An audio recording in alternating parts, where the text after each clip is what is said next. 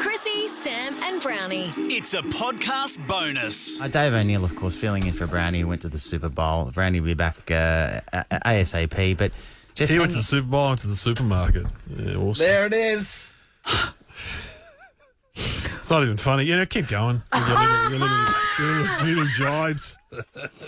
Your little It's zingers. not even funny. Your little Keep zingers. going. Yeah, but You can't be funny, be quick. don't That's what we attack say. me. Don't attack me, all right? One of the I love things... you. I know, mate, I love you too. We love you so It's- much. And one of the great things about... Because usually you feel on a Friday if I'm not here. But Brownie hasn't been here, so I've got to hang out with you. And I tell you what, I've learned a lot of things about you. Good, great. And hence this Oh, segment. dear. Things we've learned from David. David. My mum. It's my mum. Firstly, if you've never heard of Dave O'Neill or you don't know what he's about, well, in his words, I'm an outside. I'm a maverick. I'm a rebel. You are a can't pistol. stop me. you can't stop you. Pistol. The mics definitely can't stop you. Unstoppable. Yeah, we learnt this during the week. Not one of mine, Dre. I don't know. Oh, you don't know Dragon? Man, I did a gig for an insurance company on Hamilton Island. They played. Dragon played. You did a gig on a Hamilton Island for an insurance company where Dragon were on the bill as well. Dragon played. Yeah. How were they? Yeah, I didn't see how I went. I could hear him from a hotel room, though. I should have hung around. Because I'm a big Dragon fan. You reckon you should have hung around? I was hungry. So you were... And it was with a guy I went to high school with, Sean Stanfield, who was my HSC year, was the head insurance guy. I was hungry. Dave. What a network Mitcham High provided, That whole thing. There's so many details that no one cares about. Mate, I love it. All right, what about this one? Oh, well, Sean hold on. Stansfield. If you want content that no one cares about, we've got the right man. Yeah. What about this one though? This is not because of anything other than I didn't know about your sporting prowess. Former Nuttawat Inspector right here. Who, you? I played for the Nuttawat Inspectors, man. You played basketball. Yeah. How long ago? It was in the 70s, actually. It was the early 80s. Was it year 10, year 11? Just one season, 2 seasons? A couple of seasons. Most points you ever had in a game? No, I can't even remember. We were generally like the Washington Generals and they were the Harlem Globetrotters. Every other team we played. We were like the guys who would just lose. They're still going, the Nuttawat Inspectors. Right on. They've Are moved they? on. Yeah, they've moved on from me. Wow, you didn't break them. It somehow moved on. Hey, what about this one? We spoke to Alicia during the week, one of your netball... Narrowly. Narrowly. Was it Narrowly? Was Narrowly. it? Narrowly. Your foe, combatant. Yep. The one she was Nemesis. the goal. Yeah, Nemesis. You punched her, didn't you? And, Yeah, I you- did. and she was part of the audience for a Zoom gig that Dave did, and she actually had this revelation about Dave. We learnt this, that during a gig you're not above plugging other things. There was a bit of a gratuitous plug for his book. I hold up my book. Which one? Summer of 82. So during a gig on Zoom, you just hold up your book and just plug Yeah. it. The Summer of 82. Well, I've got jokes to go with the Oh, book. mate, no doubt. Sorry, you don't think that. Yeah. And I did also learn this about your book because you release a book. So when you release a book, Yeah. you give it out to friends. Yeah. And you gave one to Glenn Robbins apparently. The thing about that one is that my partner found it in an op shop, and it was the one I gave to Glenn Robbins. Because I've written in it, dear Glenn, thanks for your... Yeah. And Glenn claims his house was robbed. That's rough, man. That is a dog act. Whoa! Can I I'm just? surprised because I love Glenn. Yeah, but I mean, I understand. I've done that with books. Yeah, but you wrote a personal note to Glenn. Here's my book, dear Glenn, da da da. And then your partner's found it in an op shop. I've still got Adam Rosenbach's book about Paris. He's another comic. And That he's is a written- great book. Yeah, and he's written to me, and I still look at it every day. Oh, I've got to put it in the op shop, but it's got my name in it. Just tear out the front page. Yeah, good- Well, good anyway, tip. I know you're disappointed in Glenn, but I just thought, that's a bit unfair. The man's not here. He wasn't Can't here. defend himself. No, well, he can now because he joins us on Oh the my line. God. Yes. Good morning, Glenn Robbins.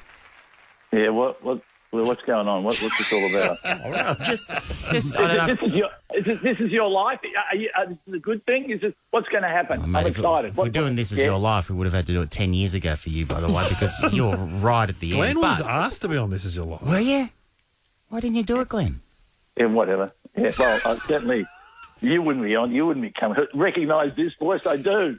Sam Pang, yes. No, it'd be like, anyway. Glenn, do you recognise this voice? A couple of days. Oh, my God.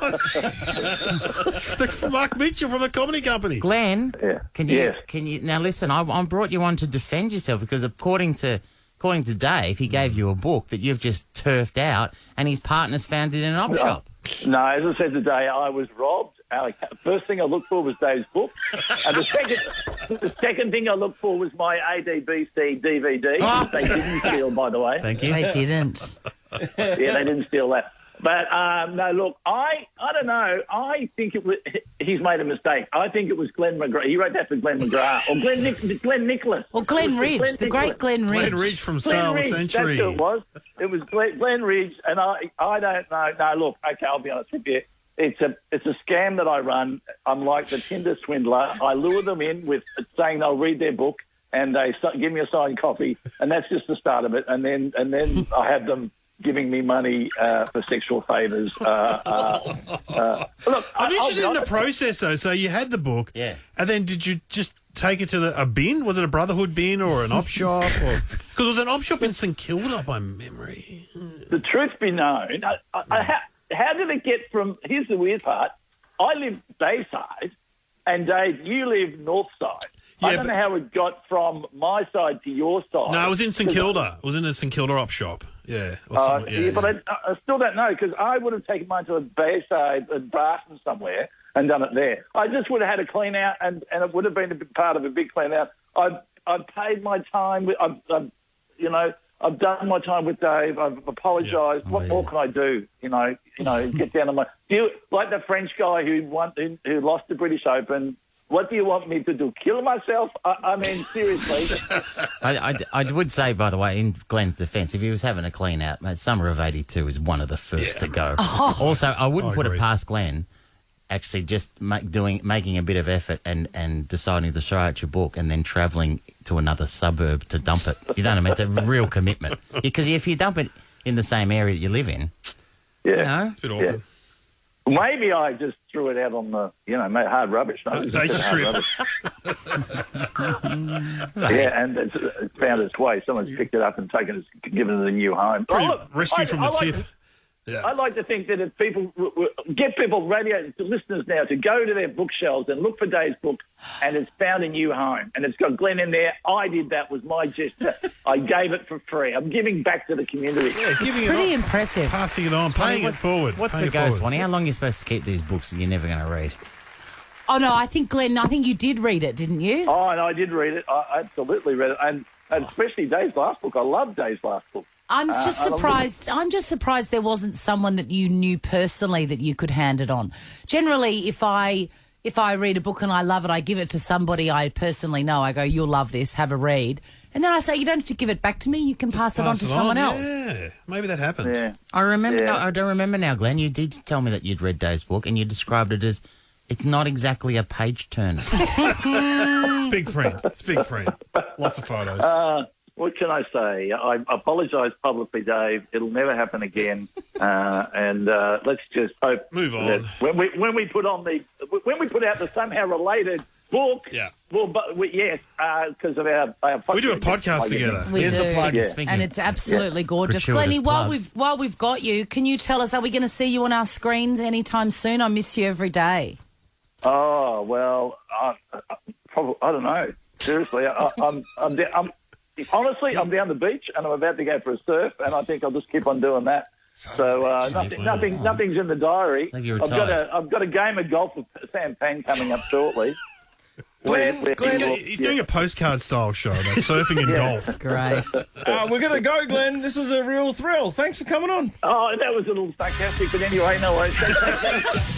Chrissy, Sam and Brownie. Ripper Show will be back tomorrow. Chrissy, Sam and Brownie. Oh, unless it's a weekend. In over 100.